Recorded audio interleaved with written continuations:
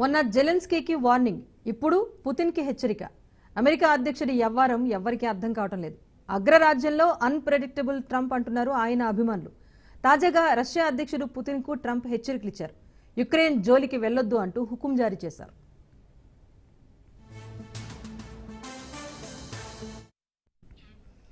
నిండా మొన్నటి వరకు యుక్రెయిన్ అధ్యక్షుడు జెలెన్స్కీపై ట్రంప్ విరుచుకుపడ్డారు. ఇప్పుడు ఆయన రూట్ మార్చారు. పుతిన్పై తీవ్రస్థాయిలో విరుచుకుపడ్డారు. యుక్రెయిన్లో శాంతి నెలకొనాలి అంటే జెలెన్స్కీ ప్రభుత్వం మారాలని పుతిన్ అన్నారు. ఆయన కామెంట్స్ పైన అమెరికా ప్రెసిడెంట్ మండిపడ్డారు. యుక్రెయిన్లో రక్తపాతం ఆగకపోతే ఆ బాధ్యత పుతిన్దే అంటూ ట్రంప్ స్పష్టం చేశారు.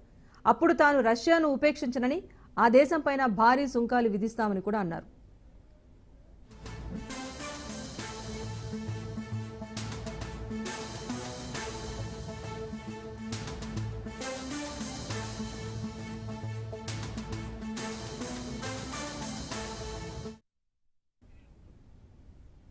రష్యా చమురుపై సుంకాలు విధిస్తామని ట్రంప్ వార్నింగ్ ఇచ్చారు. ఆ సుంకాలు కూడా 25% నుంచి 50% వరకు ఉండొచ్చని కూడా అమెరికా వర్గాలు వెల్లడిస్తున్నాయి. అంతేకాకుండా తాను కోపంగా ఉన్నట్టుగా పుతిన్కు తెలుసని, ఆయన సరైన చర్యలు తీసుకుంటే కోపం తగ్గిపోతుంది అంటూ కూడా చెప్పారు డొనాల్డ్ ట్రంప్. మొత్తానికి ట్రంప్ వ్యవహారం అనేది కొంత కన్ఫ్యూజన్ గానే ఉంది. దీనికి సంబంధించి ప్రముఖ విశ్లేషకులు కోటేశ్వరరావు గారు ఉన్నారు, మాట్లాడదాం. నమస్తే సార్. నమస్తే. ఎస్ కోటేశ్వరరావు గారు, చెప్పండి. రీసెంట్ గా మనం రామ్ చరణ్ డైలాగ్ విన్నాం. యాక్చువల్గా ఆయన అన్ప్రెడిక్టబుల్ అంటే అది ఆ సినిమాకి సెట్ అయింది, గేమ్ చేంజర్ లో. ఇప్పుడు ట్రంప్ విషయంలో అదే అనిపిస్తోంది. మొన్నటి వరకు పెద్దోళ్ళు రష్యా అమెరికా ఒకటయ్యి జెలెన్స్కీని ఇబ్బంది పెడుతున్నారు అనుకుంటే, ఇప్పుడు కాస్త జెలెన్స్కీకి సపోర్ట్ గా ట్రంప్ మాట్లాడుతున్నారు. సో ఆయన వ్యవహార శైలిని ఎలా అర్థం చేసుకోవాలంటారు? ట్రంప్ వ్యవహార శైలి మెంటల్ కేస్ కి దగ్గరగా ఉందనేది నా అభిప్రాయం. ఎప్పుడు ఏం మాట్లాడుతున్నాడో, ఎప్పుడు ఏం చేస్తున్నాడో, ఒక అగ్రరాజ్య అధిపతిగా లేదా ప్రపంచ రాజకీయాలను తన అదుపులో తీసుకునేటువంటి వ్యక్తి స్థానంలో ఉన్నటువంటి వ్యక్తి ఎప్పుడేం మాట్లాడుతున్నాడో తెలియదు. ఒక మెంటల్ కేసు అంటే పిచ్చోడిలో చేతిలో రాయి ఎవరి మీద విసురుతాడో తెలియదు, తన మీద తానే విసురుకుంటాడో కూడా తెలియని పరిస్థితిలో వాళ్ళ ట్రంప్ వ్యవహార శైలి ఉందనేది ముందు గమనించాలి. రెండవది, అతని ధోరణి ప్రకారం చూసినా గాని ఎవరు ఇవాళ చివరికి వాళ్ళ అమెరికాలో సాయం పొందేటువంటి జెలెన్స్కీ కూడా ట్రంప్ను ధిక్కరించి ఖనిజాల ఒప్పందం మీద సంతకం చేయకుండా వెళ్ళిపోయినటువంటిది మనం చూసాం.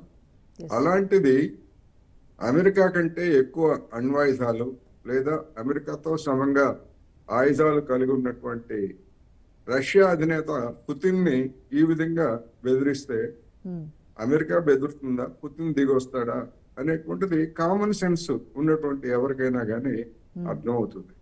మరి ఆ విషయం ట్రంప్ కి ఎందుకు అర్థం కావట్లేదు అనేటువంటిది జనం ఆలోచించుకోవాల్సినటువంటి ప్రశ్న. జెలెన్స్కీని బెదిరించి బలవంతంగా ఖనిజాల ఒప్పందం మీద సంతకం చేయించుకోవడానికి ఓవల్ ఆఫీస్ కి రప్పిస్తే అక్కడ 10 నిమిషాల రచ్చలో వెళ్ళిపోయాడు. మరి మేము ఉక్రెయిన్ ఒప్పించి బ్లాక్ సీ లో నౌకా విహారం మీద ఎలాంటి ఇబ్బందులు లేకుండా చూస్తామంటే పుతిన్ కొన్ని షరతులు పెట్టాడు. మా మీద ఉన్నటువంటి ఆంక్షలు ఎత్తేయాలి, లేదా మా అగ్రికల్చర్ రిలేటెడ్ వస్తువుల మీద ఉన్నటువంటి ఆంక్షలను ఎత్తేయాలని చెప్పాడు. దాన్ని అమలు జరపకుండా అమెరికా ఎత్తేయాలి, లేదా ఐరోపా దేశాలు ఎత్తేయాలి బ్యాంకింగ్ లావాదేవీ. అది చేయకుండా నువ్వు సంతకం పెడతావా లేదు అని అంటే జెలెన్స్కీ, ఆఫ్టర్ ఆల్ జెలెన్స్కీ అంగీకరించలేదు, ట్రంప్ ఎలా అంగీకరిస్తాడు? పుతిన్ ఎలా అంగీకరిస్తాడు ట్రంప్ బెదిరింపుని? అందువల్ల మరి మతి ఉండి చేస్తున్నాడు, మతి లేక చేస్తున్నాడు. ఇటువంటి పనులు చేయడం ద్వారా అమెరికా మరింత అభాస్పాలు కావడం తప్ప మరొకటి లేదు.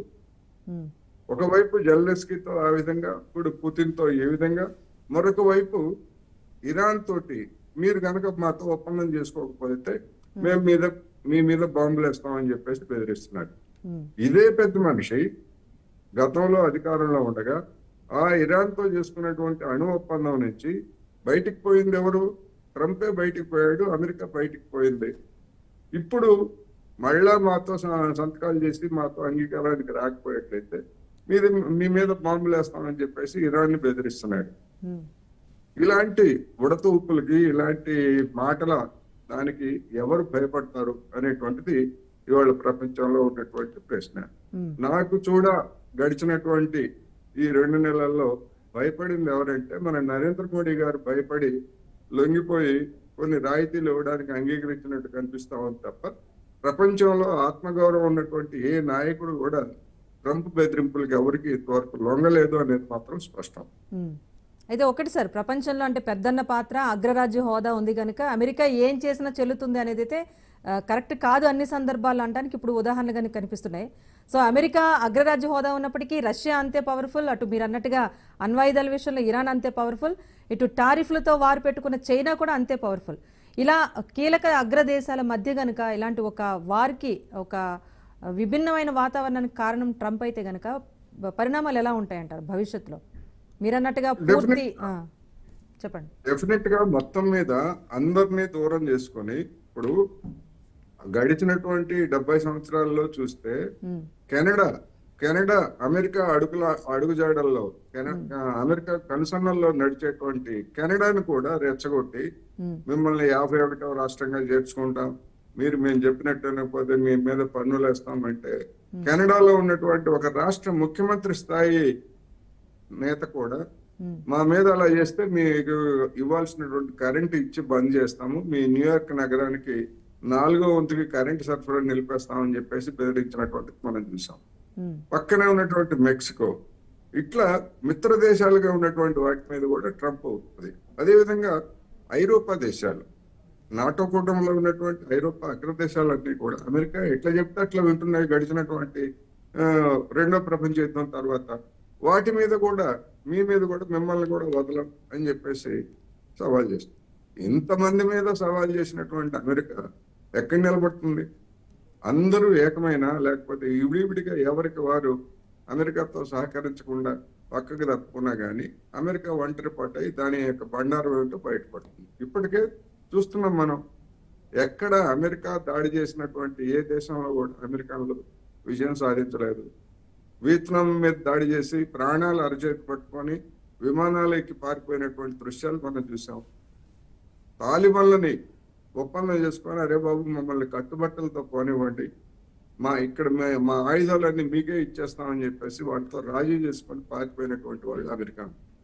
అందువలన వాళ్ళ గతాన్ని లేదా వర్తమానాన్ని ఈ పరిస్థితులను ఏమి కూడా ట్రంప్ పరిగణలోకి తీసుకున్నట్టు కనపట్లేదు. దాంతో అమెరికాయే నష్టపోతుంది, రాజకీయంగా ట్రంప్ కూడా నష్టపోతాడు డెఫినెట్ గా.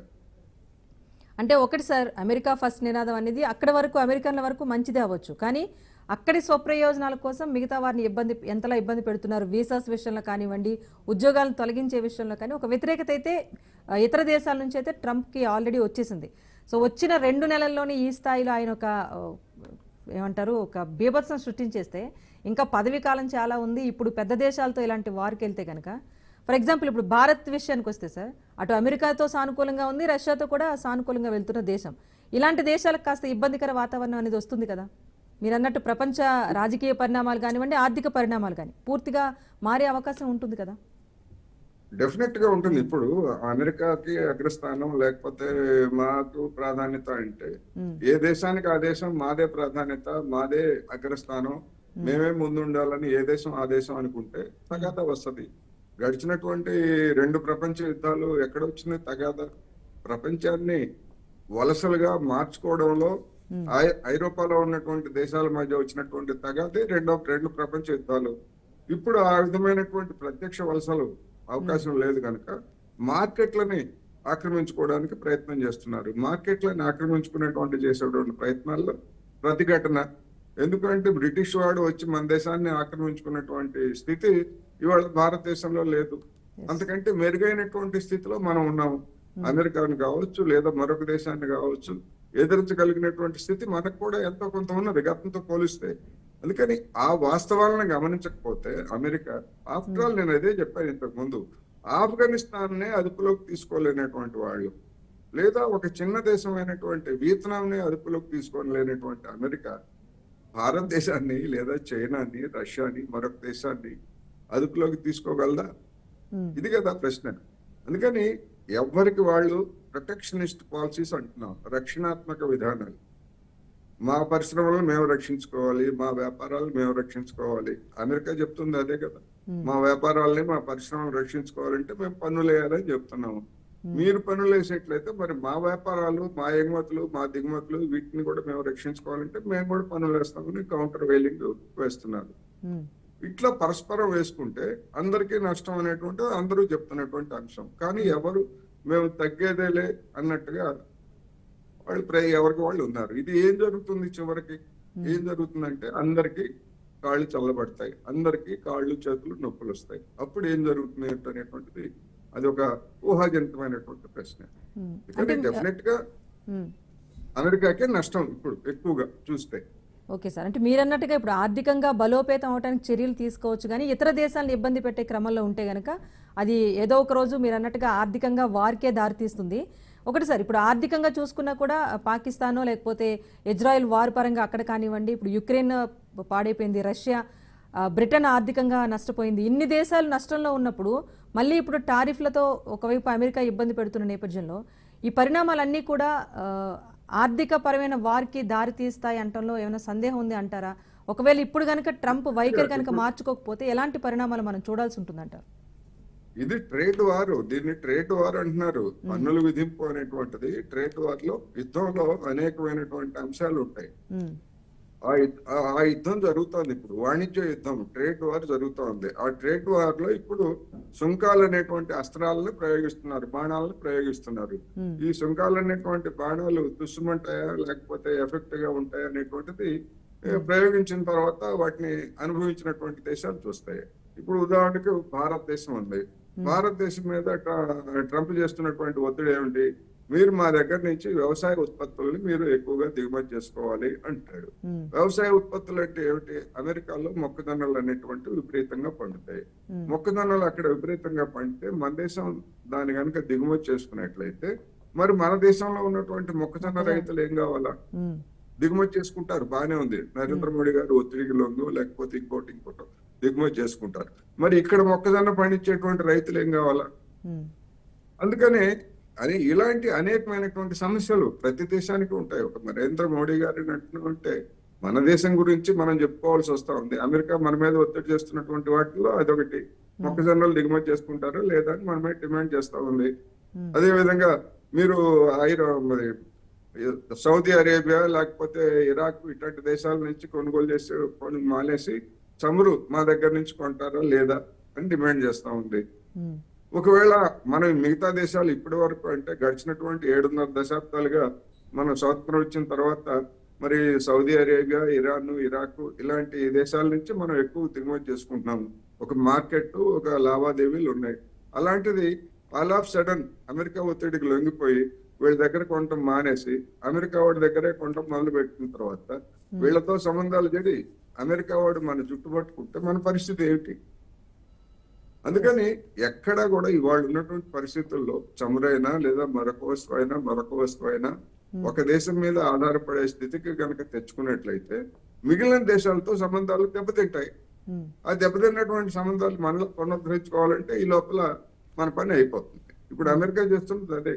ఐరోపాని బెదిరిస్తున్నాడు, మీరు మా దగ్గర ఇంధనం లేకపోతే లిక్విడ్ గ్యాస్ లేదా ఇతరత్ర గ్యాస్ కొంటారా లేదా అని ఐరోపాని డిమాండ్ చేస్తున్నాడు. రష్యా నుంచి మీరు కొంటూ మానేయండి అని చెప్పేసి ఆంక్షలు పెట్టాడు. ఇప్పుడు ఆ ఆంక్షల్ని, ఆ లావాదేవీలని కొన్ని ఎత్తేస్తారా లేదా అనేటువంటిది రష్యా ఇప్పుడు డిమాండ్ చేస్తా ఉంది. ఆ డిమాండ్ను అంగీకరించకపోయేట్లయితే ఉక్రెయిన్ మీద కుదిరినటువంటి ఒప్పందం మీద మేము సంతకాలు చేయమని చెప్పేసి పుతిన్ చెప్పేశాడు. ఏం చేస్తాడు ట్రంప్? ఏం చేస్తాడు? అందుకనే ట్రంప్ కోపం వచ్చి నాకు కోపం వస్తుంది. నీ కోపం వస్తే ట్రంప్ కోపం వస్తే పుతిన్ భయపడతాడా లేకపోతే రష్యా భయపడుతుందా? జరిగేది కాదు కదా అది. నాకు కోపం వస్తుంది, ఎవరికి కోపం వస్తే? నీ కోపం వస్తే నీ ఇంట్లో వాళ్ళ మీద చూపించు, లేకపోతే నీ అధికారుల మీద చూపించు. ఇంకొక దేశం మీద నాకు కోపం వస్తుంది, నాకు అది వస్తుంది, ఇది వస్తుంది అంటే నీకు కోపం వచ్చినప్పుడేమో సంతోషించాలి, లేకపోతే నీకు సంతోషం వచ్చినప్పుడేమో నీ ఒళ్ళో కూర్చోవాలా? ఇదేం రాజకీయం? ఇది కదా సమస్య. ఇంకొకటి సార్, అంటే యుక్రెయిన్ రష్యా వార్ సందర్భంగా కూడా ముందు చర్చలు దాని గురించే జరిగాయి కనుక సో యుక్రెయిన్ విషయంలో కాస్త పెద్దన్నలా వార్నింగ్ ఇచ్చే ప్రయత్నం చేశారు, యుక్రెయిన్ అన్యాయం చేస్తున్నారని చెప్పేసి టాక్ వినిపించింది. కానీ యుక్రెయిన్ నుంచి ప్రయోజనం లేని రోజున ఆయన ప్రవర్తన ఎలా ఉందో చూసాం. ఇప్పుడు రష్యాని బెదిరిస్తున్న సిచ్యువేషన్ కూడా మనం చూస్తున్నాం. అంటే స్నేహహస్తం ఇచ్చినప్పుడే చాలా అనుమానాలు వ్యక్తమయ్యాయి. రష్యా అమెరికా స్నేహహస్తం ఇది పూర్తి స్థాయి 100% కాదు, ఏదో ప్రయోజనాల కోసమే ఇరు దేశాలని చెప్పేసి కూడా చాలా విశ్లేషణలు వచ్చాయి. సో ఇప్పుడు మళ్ళీ రష్యా పుతిన్ని వార్నింగ్ చేస్తూ ట్రంప్ ఇప్పుడు చేసిన వ్యాఖ్యలు విషయం చూసుకుంటే కనుక ఇరు దేశాలు కూడా వెనక్కు తగ్గే పరిస్థితి లేదు కనుక దీని ఇంపాక్ట్ ఎలా ఉండబోతుంది అంటారు? ఇప్పుడు ఉక్రెయిన్ ని ఎందుకు బెదిరించాడు, ఉక్రెయిన్ కి ఆయుధ సరఫరా నిలిపివేస్తున్నట్టు ఎందుకు ప్రకటించాడు, ఉక్రెయిన్ కి గూఢచార సమాచారం ఉక్రెయిన్ కి నిలిపివేస్తున్నట్టు ఎందుకు చెప్పాడు అంటే ఉక్రెయిన్ లో ఉన్నటువంటి విలువైనటువంటి ఖనిజాలన్నీ కూడా అమెరికాకి అప్పగించే విధంగా ఒత్తిడి చేయడానికి జెలెన్స్కీ మీద ఒత్తిడి చేసేందుకు అది ఉపయోగించాడు. అది ఉపయోగించిన తర్వాత జెలెన్స్కీ చిన్నవాడే కావచ్చు, లేదా అనుభవంలో చిన్నవాడే కావచ్చు, కుర్రవాడే కావచ్చు, లేదా ఉక్రెయిన్ చిన్న దేశమే కావచ్చు, కానీ మొత్తం అక్కడ ఉన్నటువంటి విలువైనటువంటి ఖనిజాలన్నీ కూడా అమెరికాకి అప్పగించితే మరి ఉక్రెయిన్ కి ఇంతకాలం సాయం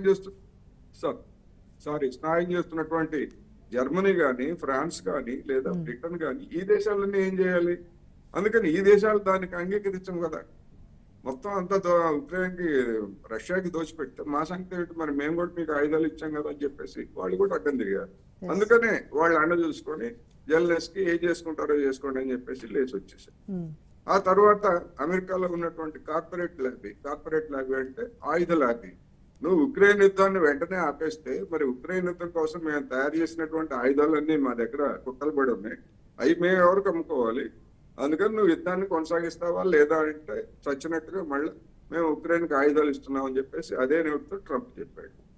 ఒకసారి ఉక్రెయిన్కి ఆయుధాలు ఇచ్చిన తర్వాత మరి యుద్ధాన్ని ఆపేయమని చెప్పేసి పుతిన్ ఎట్లా డిమాండ్ చేస్తాడు?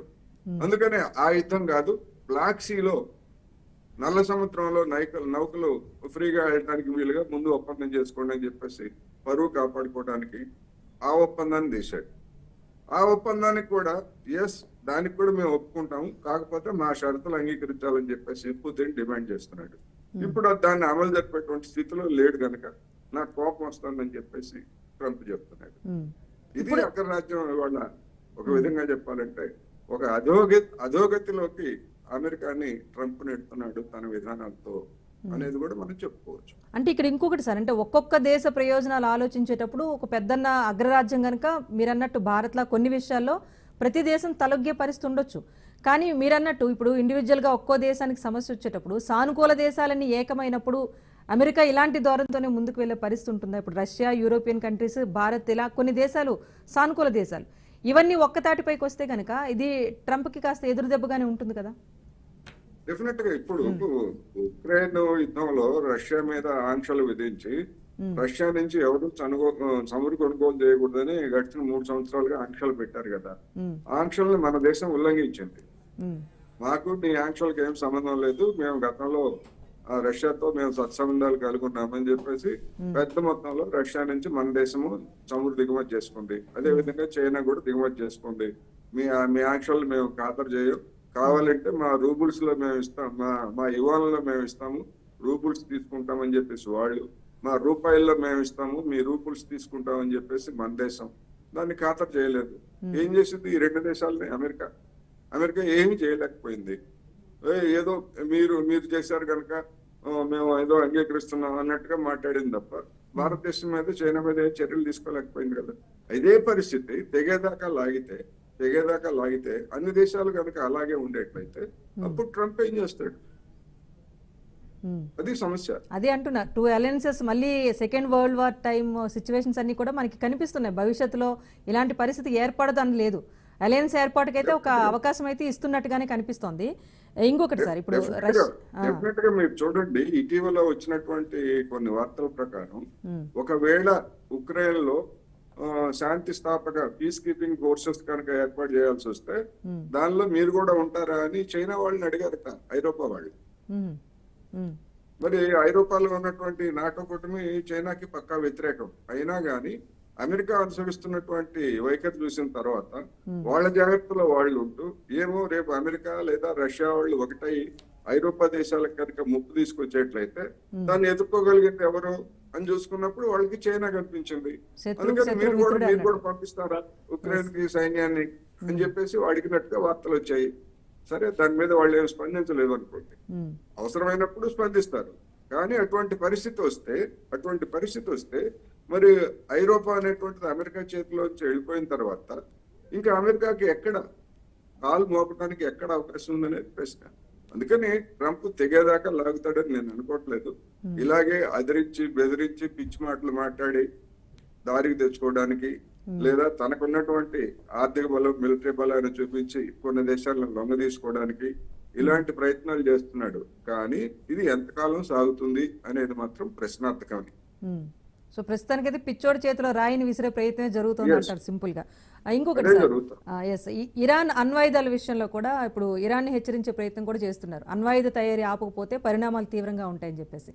సో ఒక రకంగా చట్టం నిబంధనలన్నీ అయిపోయాయి కనుక ఇప్పుడు ఇరాన్ కూడా వ్యతిరేకిస్తున్న నేపథ్యంలో అట్నుంచి పరిణామాలు ఎలా ఉంటాయి? అటు దక్షిణ కొరియాకు కూడా ఎంకరేజ్ చేస్తున్న పరిస్థితి కూడా కనిపిస్తోంది అమెరికా నుంచి. సో అణ్వాయుధాల విషయంలో కూడా ఒక ఎలా ఉండదు? ఏ దేశానికైనా అణు విద్యుత్ కేంద్రాలు కలిగి ఉన్నటువంటి ఏ దేశం అయినా గానీ అణ్వాయుధాలను తయారు చేయడానికి అవసరమైనటువంటి ముడి పదార్థాలని కలిగి ఉంటుంది. అంటే తరువాత దశ శుద్ధి చేసినటువంటి యురేనియం అనేటువంటిది ఆ అణు కేంద్రాల నుంచి వస్తుంది. తరువాత దశ దాన్ని ఆయుధాలకు ఉపయోగించాలా, లేకపోతే శాంతి ప్రయోజనాల కంటే విద్యుత్తు ఇటువంటికి ఉపయోగించాలా అనేటువంటి సమస్య. అనేక దేశాలు అణు ఆయుధాలు తయారు చేయడానికి ఉపయోగించాయి. ఇప్పుడు ఇరాన్ దగ్గర ఉన్నటువంటి పరిస్థితి ఏమిటంటే, ఇటీవలనే వచ్చినటువంటి వార్తల ప్రకారం అది ఒక 2 నెలల కాలంలో అవసరమైతే అణుబాంబును తయారు చేసి దాన్ని ప్రయోగించి మళ్ళా ఆ భాగాలన్నీ విడదీసి ఎక్కడికైతే తరలించాలో ఆ ప్రాంతానికి తరలించడానికి 2 నెలల సమయం సరిపోతుంది ఇరాన్ కి అనేటువంటి వార్తలు వచ్చాయి. అదే గనక అమెరికా దాన్ని నమ్మినట్టుగా కనిపిస్తా ఉంది. అదే గనక వాస్తవం అయ్యేట్లయితే రేపు ఇరాన్ ను మరింత మధ్యప్రాచ్యంలో తగాదాలు మరింత ముదిరి అమెరికా తొత్తుగా ఉన్నటువంటి ఇజ్రాయెల్ మీద ఒకవేళ అణుబాంబులను, పరిమితమైనటువంటి అణుబాంబులు కనుక ప్రయోగిస్తే పరిస్థితి ఏమిటి అనేది సమస్య. అందుకనే ఆ ఇరాన్ చూసి ఇప్పుడు ట్రంప్కి ఎందుకు భయం పట్టిందంటే, ఆల్రెడీ వాళ్ళు అడ్వాన్స్డ్ స్టేజ్ లో ఉన్నారు.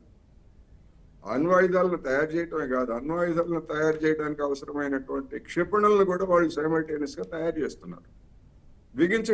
బిగించి వదలటమే.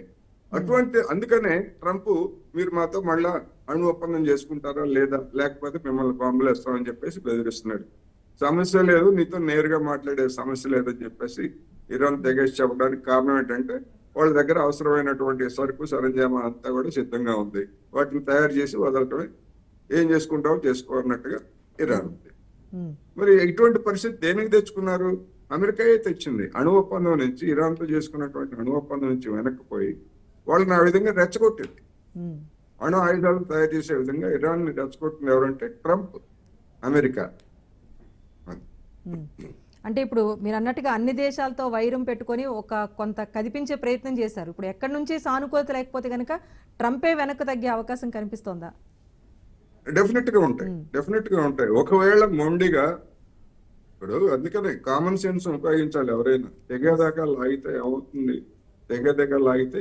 ఎవరికి తెలియదు. ట్రంప్ కూడా అదే విధంగా అన్ని దేశాలతోటి తెగేదాకా లాగితే మిగిలిన దేశాలన్నీ కూడా ఒకవైపు చేరితే అప్పుడు అమెరికా పరిస్థితి ఏమిటి అనేది సమస్య. అందుకని అయితే అక్కడ ట్రంప్ చేసేటువంటి పిచ్చి పనుల్ని మరి అక్కడ ఉన్నటువంటి కార్పొరేట్లు, ఇప్పుడు మన దేశంలో అదానీ, అంబానీలు ఎట్లాగైతే తెర వెనకాల ఉండి నరేంద్ర మోడీని నడిపిస్తున్నారు, అక్కడ కూడా ఇప్పుడు అమెజాన్లు, లేకపోతే వాల్మార్ట్లు, డిమార్ట్లు, ఇట్లాంటి అనేకమైనటువంటి పెద్ద పెద్ద కార్పొరేషన్స్ ఉన్నాయి. గూగుల్, ఇట్లాంటివన్నీ పెద్ద పెద్ద కార్పొరేషన్స్ ఉన్నాయి. మొత్తం అధికారాన్ని శాసించగలిగినటువంటి సంస్థలు అవి. అటువంటి వాళ్ళ ప్రయోజనాలకు గనక నష్టం వచ్చేట్లయితే అవసరమైతే ట్రంప్ ని గద్దె దించుతారు, లేకపోతే మరొక బొమ్మను తీసుకెళ్లి దాని మీద పెడతారు. అంతదాకా తెచ్చుకుంటాడా ట్రంప్ అనేది ప్రశ్న. అయితే సార్ ఇంకొక వ్యాఖ్య ఇక్కడ అన్నారు ఆయన, యుక్రెయిన్ లో రక్తపాతం జరిగితే దానికి రష్యాని పూర్తి బాధ్యత తీసుకోవాలి అన్నారు.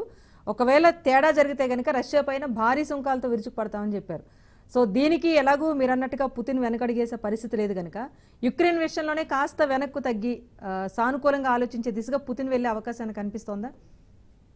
గడిచినటువంటి 3 సంవత్సరాల్లో అమెరికా, ఐరోపాలోని అగ్రదేశాలు అందించినటువంటి ఆయుధాలు, ఇచ్చినటువంటి శిక్షణతోనే ఉక్రెయిన్ లో ఉన్నటువంటి మిలిటరీ రష్యా సేనల్ని వ్యతిరేకిస్తా ఉంది.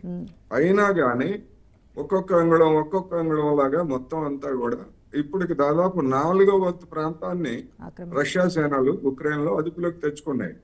అది ఇంకా కొనసాగుతూనే ఉంది. ఒకవైపు చర్చలే, ఈ దాడులే ఆ ఉక్రెయిన్ ప్రాంతాలను ఆక్రమించడం లేదా తన ఆధీనంలోకి తెచ్చుకోవడం అనేటువంటి రష్యా చేస్తా ఉంది. అందుకనే ఐరోపా దేశాలన్నీ కూడా ఇదే విధమైనటువంటి ధోరణి కొనసాగితే ఇంకొక 3 ఏళ్లు గడిచిన తర్వాత సగం ఉక్రెయిన్ ఆక్రమించేస్తే పరిస్థితి ఏమిటనేటువంటిది సమస్య ఇప్పుడు. అందుకనే జెలెన్స్కీ కానీ లేదా అమెరికాకి కానీ ఐరోపా దేశాలకు కానీ వాటికి పెద్ద పరీక్ష. ఏదో మీకు నువ్వు ఆక్రమించుకున్న వరకు ఆక్రమించుకో, మిగిలిన వాటిని వదిలేసాయి అన్నట్టుగా మాట్లాడుతున్నారు వాడు. మరి జెలెన్స్కీ ఎట్లా ఒప్పుకుంటాడు? మీరు రాజీ చేసుకుని మా దేశాన్ని వాడికి అప్పగించడం ఏంటని చెప్పేసి అనేది వస్తుంది కదా, రష్యాకి అప్పగించడం ఏంటని. అందుకని సమస్య ఇప్పుడు అదే అక్కడే వస్తాం. అంటే ఏది తేల్చుకోలేడు. అటు ఆ ఉక్రెయిన్ ని ఆ విధంగా ఒప్పించలేరు, రష్యానికి ఆ విధంగా ఆ ప్రాంతాలను అప్పగించడానికి ట్రంప్ ఇష్టం లేదు. మరి సమస్య ఎట్లా పరిష్కారం అవుతుంది? పరిష్కారం లేని సమస్య ట్రంపే సృష్టించారు కాబట్టి ఆయన వెనక్కి తగ్గడమే కరెక్ట్ ఇప్పుడు ఉన్న పరిస్థితుల్లో. అంతకు మించి వేరే మార్గం లేదు. ఆయన వెనక్కి తగ్గాలి, జెలెన్స్కీని వెనక్కి తగ్గించాలి. అదే విధంగా నాటో కూటమిలో ఉక్రెయిన్ ని మేము చేర్చుకోము, అదే కదా మొదటి నుంచి తగ్గదా. మీరు నాటో కూటమిలో చేర్చుకోవద్దు, ఆ పేరుతోటి మీ ఆయుధాలను తీసుకొచ్చి మా ఇంటి ముందు పెట్టొద్దు అనేది కదా రష్యా మొదటి నుంచి చెప్తా ఉంది. అది జరిగితే తప్ప, లేకపోయేట్లయితే ఎన్ని సంధులు కుదిరినా ఎన్ని ఒప్పందాలు కుదిరినా పుతిన్ ఇదే విధమైనటువంటి విధానాలను కొనసాగిస్తాడు తప్ప మరొక మార్గం రష్యాకి లేదు అని మాత్రం మనం చెప్పుకోవచ్చు. రైట్, థ్యాంక్ యూ కోటేశ్వరరావు గారు for your analysis. Thank you so much sir. So మొత్తానికి సెల్ఫ్ రెస్పెక్ట్ విషయానికి వస్తే ఎవరూ తగ్గే అవకాశం అయితే ఉండదు. దేశ ప్రయోజనాలు ఇంపార్టెంట్ అనుకునేటప్పుడు వేరే దేశాలని సుంకాలతో ఇబ్బంది పెడతామంటే కనుక ఆ దేశాలు కూడా తిరుగుబాటు పడతాయి. ప్రపంచంలో ప్రతి పరిణామానికి ట్రంపే కారణమైనప్పుడు సానుకూల దేశాలు కూడా ఏకమయ్యే పరిస్థితి ఉంటే కనుక భవిష్యత్తులో ఊహించిన పరిణామాలకైతే దారి తీస్తుంది ట్రంప్ నిర్ణయాలు. కనుక ట్రంపే కాస్త దూకుడు నిర్ణయాలు కాకుండా కాస్త తగ్గి మిగతా దేశాల విషయంలో కూడా ఒక సానుకూల వైఖరితో ముందుకు వెళ్ళి అమెరికా ఫస్ట్ నినాదాన్ని కొనసాగిస్తే మంచిది అన్నది విశ్లేషకులు కూడా చెప్తున్నమాట. ఇది ఇప్పటి వరకున్న update. Keep watching Raj news.